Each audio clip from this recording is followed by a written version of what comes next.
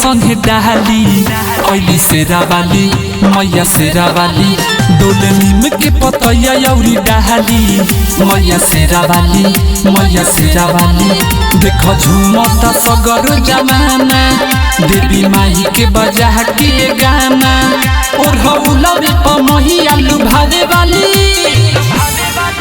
केहू दुर्गा कहेला केहू काली मैया शेरावाली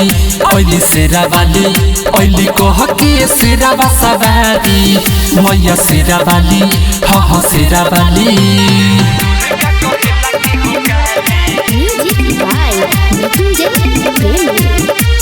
मनोकामना स्टूडियो मोतिहारी।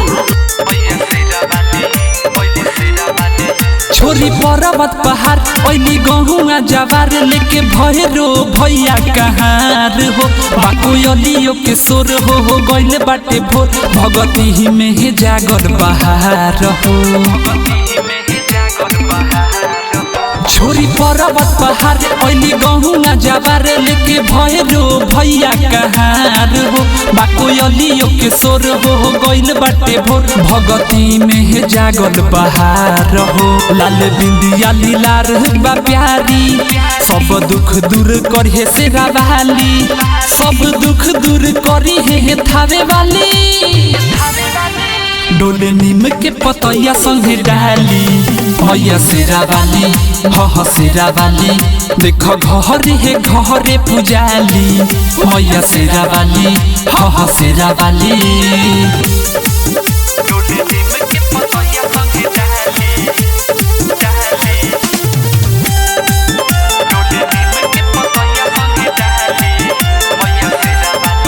माई बेटा बा तोहार बानी रंजन गीतकार करे रजी चुनरी चढ़ाई हो गावे गीत दीपराज झूमे भगती में आज रौरे दुअरिया आई हो।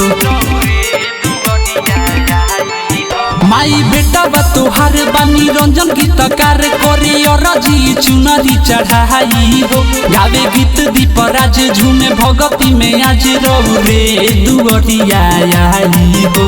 ऐली लेह के पूजावा के थाली मैया सुनी है शेरावाली केहू दुर्गा कहेला केहू कहाली हो